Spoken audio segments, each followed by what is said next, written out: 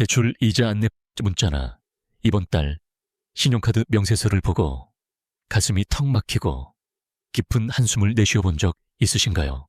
매달 내야 하는 이자 금액이 예전에는 10만 원에 불과했지만 이제는 20만 원으로 치솟았고 심지어 50만 원에서 거의 100만 원에 육박하고 있습니다.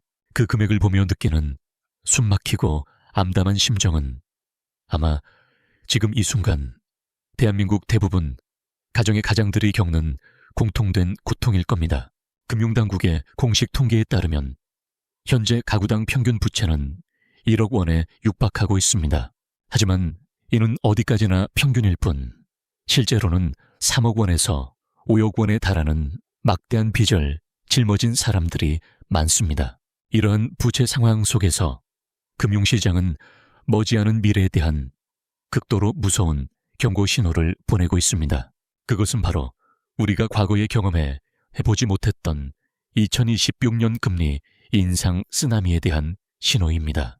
오늘 우리는 뉴스 보도에서는 흔히 간과하지만 채권 시장과 환율이 절규하며 경고하고 있는 진실에 대해 깊이 파고들어 보겠습니다. 여러분이 알아야 할 다소 불편한 진실이 있습니다. 우리는 보통 한국은행 총재가 발표해야만 금리가 변동된다고 생각합니다.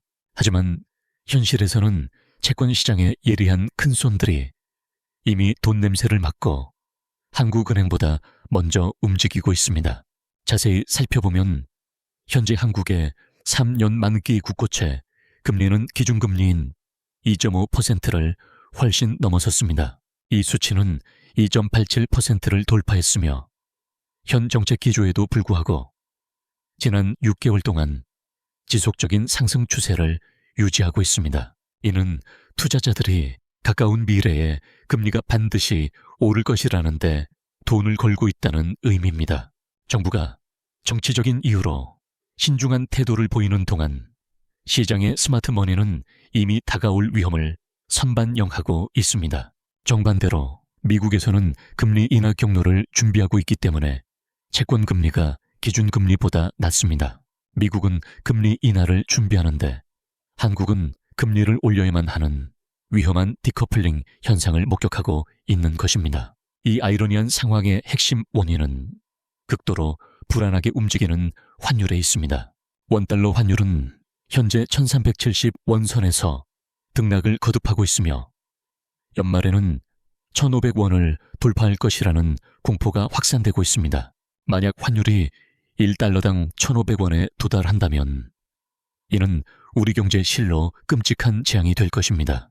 기름값, 밀가루, 고기 등 모든 수입 품목의 가격이 천정부지로 치솟아 통제 불가능한 수준의 물가 상승을 유발할 것입니다. 이전에는 약화되는 경제를 지원하기 위해 금리를 낮게 유지할 수 있었지만 이제는 환율이 통제 불능 상태입니다. 우리는 자국 통화의 끔찍한 가치 하락을 막기 위해 금리를 인상할 수밖에 없는 궁지에 몰리고 있습니다.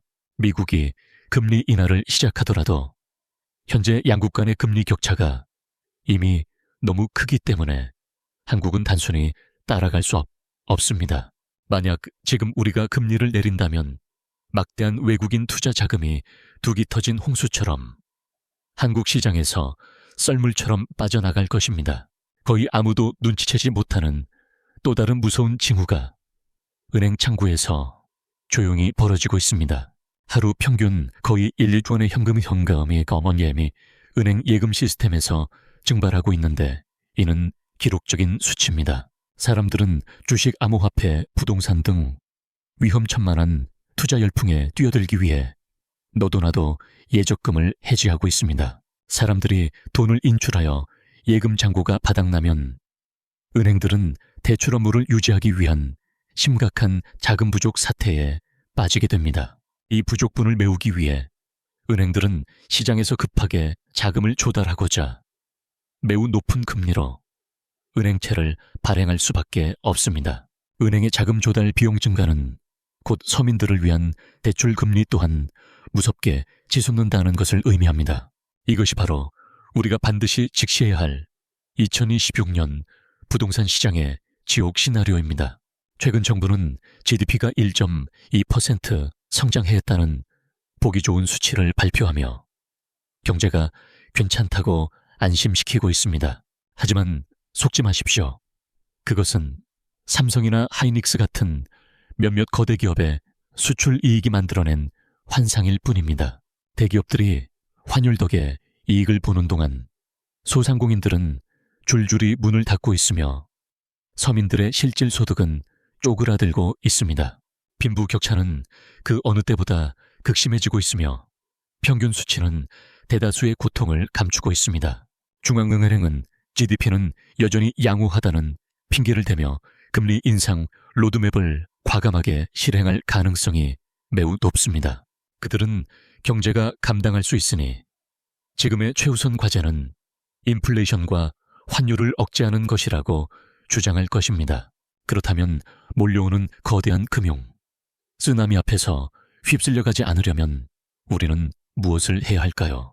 만약 가만히 서서 헛된 희망만 품고 있다면 금리 인상의 파도가 덮칠 때 당신은 파산의 소용돌이에 휩쓸릴 것입니다.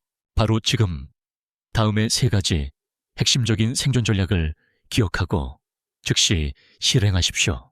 첫 번째 전략, 당신의 현금 헝그러움 흐름을 안에선 나갈 수 없고 밖에선 들어올 수 없는 견고한 요새로 만드십시오.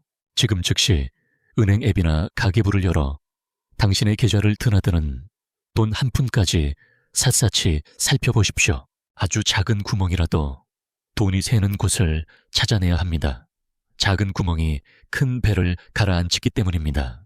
넷플릭스, 유튜브, 프리미엄 구독, 해지 휴대폰 요금제, 이나 외식 줄이기 등 비필수적인 모든 것을 무자비하게 줄이십시오.